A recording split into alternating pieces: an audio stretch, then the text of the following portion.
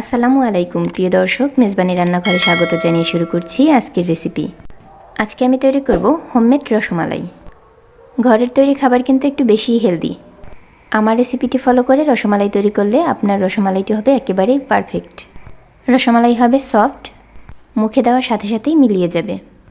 রসমালাই বানানোর পর যাদের রসমালাই চুপসে যায় তারা স্কিপ না করে ফুল ভিডিওটি দেখবেন। ইনশাআল্লাহ আমার রেসিপিটি ফলো করে আপনি তৈরি করলে আপনার রসমালাই চুপসে যাবে না। আপনার রসমালাই দেখে মনে হবে মিষ্টির দোকান থেকে কিনে আনা। যে না দেখেছে সে বিশ্বাসই করতে চাইবে না যে আপনিই তৈরি করেছেন।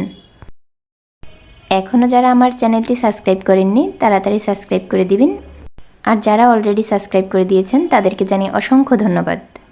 রসমালাই তৈরির জন্য প্রথমে একটি ডিম নিয়ে নিয়েছি। ডিমটা ভেঙে নিয়েছি। এবার এর মধ্যে দিয়ে দেব 1 চা চামচ ঘি।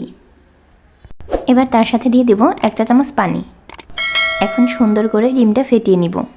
ডিমের কোনো অংশ যেন আস্ত না থাকে। আমার খুব সুন্দরভাবে ডিমটা ফেটিয়ে নেওয়া হয়ে গেছে। এবার ডিমটা এক সাইডে রেখে নিয়ে নিয়েছি আবার একটি বাটি। আজকে আমি গুঁড়া দুধ দিয়ে রসমালাই তৈরি করব। এর জন্য আমি প্যাকেটের 2 প্যাকেট গুঁড়া দুধ নিয়ে নিয়েছি। এখানে আপনারা যে কোনো ব্র্যান্ডের দুধ ব্যবহার করতে পারেন। এইখানে 2 প্যাকেট দুধের পরিমাণ হচ্ছে 35 গ্রাম। আমি 25 টাকা দুধের একটি প্যাকেট নিয়ে নিয়েছি আর 10 টাকা দামের একটি প্যাকেট নিয়ে নিয়েছি। এবার এর মধ্যে দিব 1 চা চামচ ঘি। ঘিয়ের পরিবর্তে 1 চা চামচ তেলও দিতে পারেন। এবার দিয়ে দেব 1/2 চা চামচ বেকিং পাউডার। তার সাথে দিয়ে দেব 2 চা চামচ ময়দা। এবার সমস্ত উপকরণগুলো হাতের সাহায্যে ডলে ডলে মিশিয়ে নিব। এখানে ঘি, বেকিং পাউডার, ময়দা আর গুঁড়া দুধ একসাথে হাত দিয়ে মেশানো হয়ে গেছে। এবার এর মধ্যে একটু একটু ডিম দিব আর মেখে নিব।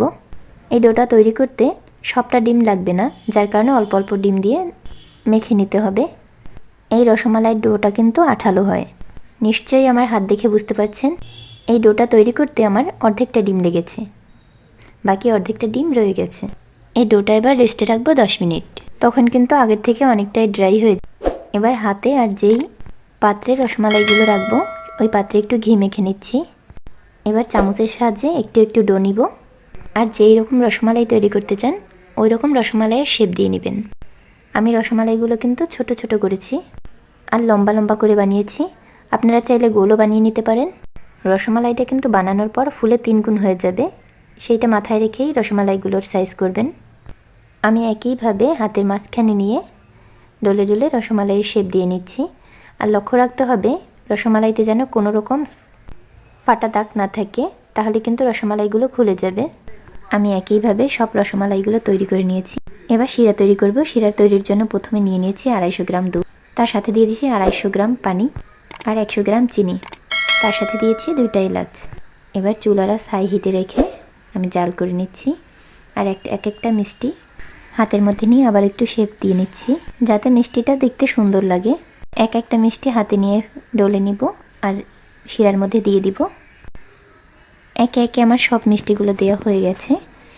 এবার একটি ঢাকনার সাহায্যে ঢেকে দিব। আমি ঢাকনার ছিদ্রটা বন্ধ করব দেখে একটা টিস্যু মোড়াতে গিয়েছি, এর মধ্যে দেখি দুধগুলো বলক চলে এসেছে আর কিছুটা পড়েও গেছে। এই পর্যায়ে আমি চুলার আঁচটা লো হিটে করে নিয়েছি। এবার ঢাকনা দিয়ে জাল করতে হবে, আবার ঢাকনাটা খুলে দিতে হবে। যখন বলক চলে আসবে তখনই ঢাকনাটা খুলে দিতে হবে। এই রসমালাই বানাতে কিন্তু প্রায় 30 মিনিট সময় জাল করে নিতে হবে।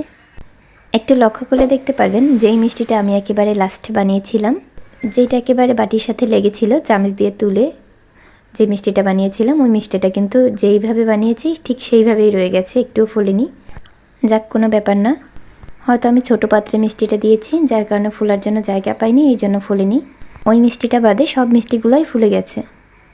মিষ্টিটা সিদ্ধ হয়ে গেলে কিন্তু মিষ্টিটা ডুবে যাবে আর কালারও অনেকটা চেঞ্জ হয়ে যাবে। মিষ্টি সিদ্ধ হয়ে গেলে মিষ্টির কালার হলুদ থেকে সাদা হয়ে যাবে।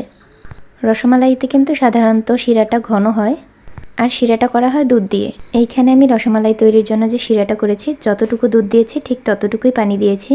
প্রথমে যদি আমি ঘন শিরার মধ্যে মিষ্টিটা ডোবাতাম তাহলে মিষ্টিটা ফুলতো না, যার কারণে আমি পাতলা শিরা করে নিয়েছি। রসমালাইটা সিদ্ধ করে নিয়েছি। মাশাআল্লাহ, এই পর্যায়ে কিন্তু আমার মিষ্টিগুলো ফুলে একেবারে 3 গুণ বড় হয়ে গেছে আর অনেক সফট, কালারও অনেকটা পরিবর্তন এসেছে। আর আমার একটা রসমালাইও ভেঙে যায়নি। এত সহজে যদি রসমালাই তৈরি করে নেওয়া যায় তাহলে বাইরেতে চড়া দাম দিয়ে কেন কিনে খাবো? তাহলে আর দেরি কেন, আমার রেসিপিটি ফলো করে আজই তৈরি করে ফেলুন মজাদার রসালো এই রসমালাইটি। এই পর্যায়ে একটি বাটির মধ্যে আমি সব রসমালাইগুলো নামিয়ে নিব। দেখেই বোঝা যাচ্ছে রসমালাইটা কতটা পারফেক্ট। দেখেই হয়তো বুঝতে পারছেন মিষ্টিগুলো কতটা সফট, আর একটা মিষ্টিও চুপসে যায়নি। ঠিক যেইভাবে আমি মিষ্টিগুলো বানিয়েছিলাম সেমভাবে আছে, শুধু একটু বড় হয়েছে। একে একে সব রসমালাইগুলো আমার নামিয়ে নেওয়া হয়ে গেছে। এবার এর মধ্যে আমি দিয়ে দিব 500 গ্রাম দুধ। আমি চাল করে 250 গ্রাম করে নিয়েছি। এবার ওই দুধটা দিয়ে ভিজিয়ে রাখবো 7 থেকে 8 ঘন্টা। এই যে 7 থেকে 8 ঘন্টার রসমালাইটা ডুবিয়ে রাখার ফলে কিন্তু রসমালাইটা রস টেনে একেবারে দুধের মতো সাদা হয়ে যাবে। আমি ফিরে আসছি 8 ঘন্টা পরে। 8 ঘন্টা পরে দেখুন আমার রসমালাইটা একেবারে রসে টইটুম্বুর হয়ে গেছে। রসমালাইটা এতটাই মজা হয়েছে যে আমার বাচ্চারা রসমালাইগুলো খেয়ে ফেলেছে। শুধুমাত্র 3 পিসই ছিল, এর জন্য আমি সব রসমালাইগুলো দেখাতে পারলাম না। যাই হোক, আশা করছি প্রতিদিনের মতো আজকের ভিডিওটিও আপনাদের ভালো লেগেছে। ভিডিওটি ভালো লাগলে লাইক, কমেন্ট অ্যান্ড শেয়ার করে দিবেন। এতক্ষণ সাথে থাকার জন্য ধন্যবাদ সবাইকে। আল্লাহ হাফেজ।